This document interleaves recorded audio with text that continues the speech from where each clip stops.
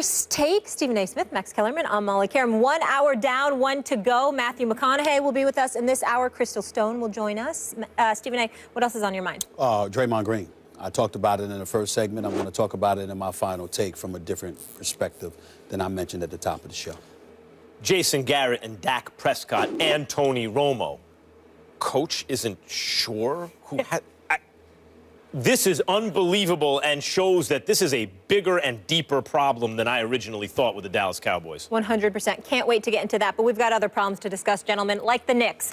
They lost again last night, their 11th loss in their last 13 games. After the game, Carmelo Anthony was asked to comment on his no-trade clause. Melo, what's on your mind? I think I've proven that, over the years, day in and day out, regardless of what's going on that's surrounding this team.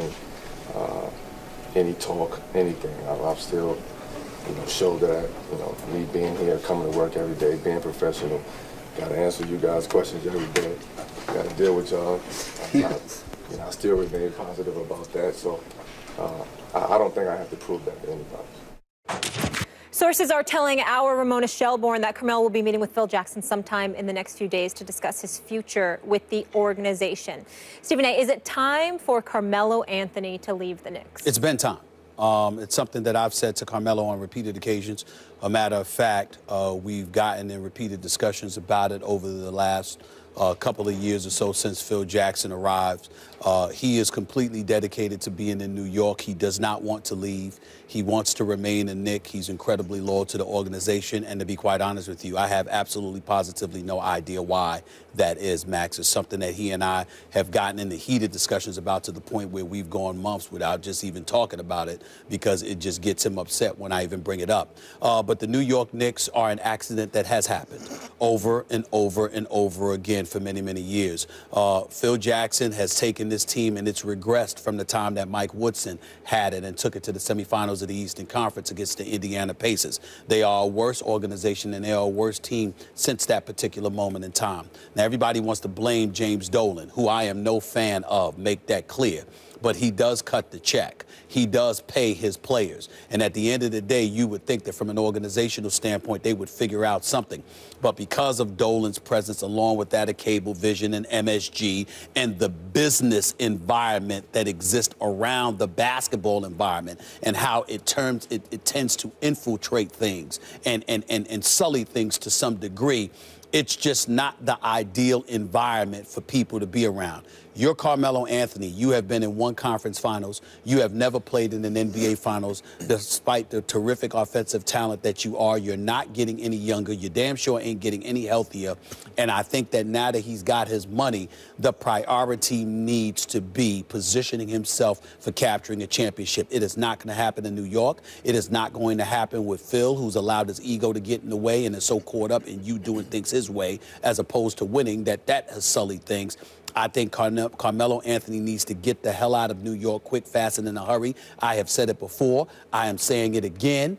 And I will say this last point. I can't wait until I start my radio show today that will be on 98.7 FM in New York, because you think I'm going in now. You just wait. I got a whole lot to say about Phil Jackson. That's 1 p.m. to 3 p.m., right? That's right. Got it. Eastern time, baby. I am not anti-Carmelo Anthony.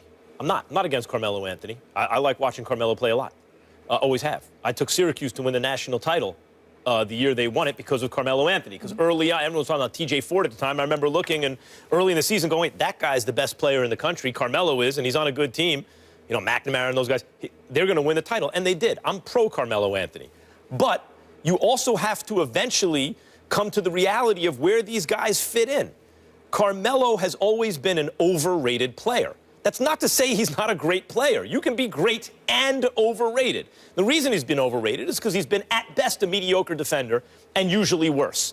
And because the league changed during his career from an iso ball, hero ball league, or more of that kind of a league, to a more wide open spread offense, for what it's, for lack of a better term, three-point shooting league. And Carmelo, it's his style of play. When he wasn't playing at his best, was a bit of a ball stopper. When he was commanding so much attention, he could find open shooters and he could be valuable that way. But at any rate, was never in LeBron James' class, obviously. Was also never as good as Kevin Durant is right now. It's not particularly hard to tell that. And many other players who are considered that uppermost elite level players, the way Westbrook and Harden are playing now. Carmelo never played on that level, etc. There are plenty of players like that. Carmelo is a half step below them. So then the question is, how good can he be? Can he be the best player on a championship team? The answer is no, clearly. Can he be the second best player on a championship team? The answer is maybe, but he has to be willing to accept that role. And on the Knicks, even if he were able to accept it, the timing's off because Porzingis is not, at this point, able to be the best player on a championship team. We'll see if he can be in the years to come. So when Carmelo signed that extension, it's like, that's odd. This does not seem to fit very well. Once they drafted Porzingis and found they had something special there, at that moment, they needed to move Carmelo for young players, draft picks, etc., to build around Porzingis. The timing does not work for Carmelo. Simply put, he's not good enough to be the best player on a championship team. The timing's wrong for him to be second on this team, even if that could work. I am not against Carmelo Anthony. I wish him luck, but he should have been traded a couple of years ago when he had even more trade value. And if he's still on the roster after the trade deadline, that's a miserable failure by the New York Knicks. Well, see, I think that my issue with you is, and I shouldn't say that, but my issue with what you're saying is this. It's like I'm looking at Melo and he needs to go. I think there's a bigger problem. I got a bigger problem with the fact that Melo doesn't want to go. See, if you want to... Do you think he truly believes that, or he has to say that publicly? What? That he doesn't want to go. Oh, my goodness, Molly, he argued with me about it all the time. We can't even talk about it. The So man it's real. wants to be in New York. He, his wife, his kid, don't care, he live in L.A. in the off season. That's partly what people love about him. He has that kind of feeling. He wants to be there. Yeah. And what I'm saying is, my biggest issue with him is that he wants to be there. Look, he wanted the no-trade clause. Phil Jackson and the Knicks didn't want to give it to him, but they had to give it to him in order to keep him. Fair enough. Phil Jackson, I think, wants him gone. I think he wants to trade Carmelo Anthony. I'm not even knocking him for that.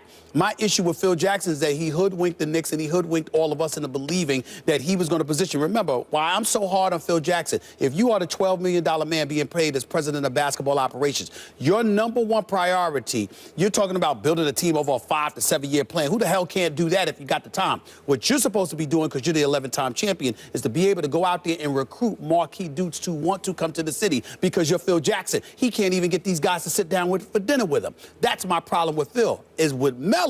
My biggest issue is that you're getting to a point. Why do you want to stay? Because by wanting to stay for this team, do not tell me, do not insult the intelligence of people who know basketball, like myself, like you, and going to sit up there and tell us you think this team can win a title. Damn it, you know better if you're Melo. So why do you want to stay? The point is, it's got to become a priority for you to want to win a championship. You got your money, you got your fame, you got your wealth. You're going to be a Hall of Fame as a basketball player because you're a 3-time Olympic gold medalist and what have you. You're a national champion on the collegiate level. You're one of the all-time great scorers, and you've never even played in a finals. Get the hell out of New York and go someplace, whether it's with LeBron, whether it's with CP3 or somebody else, and get yourself in position to win a chip. Glad you brought up it ain't gonna happen in New York. because that leads very nicely into what we're about to talk about. Yes, it does. You'll also be on the radio there, 7:10 a.m. Looking forward to that. Absolutely. All right, the Clippers took care of business last night, beating the Thunder 120-98. But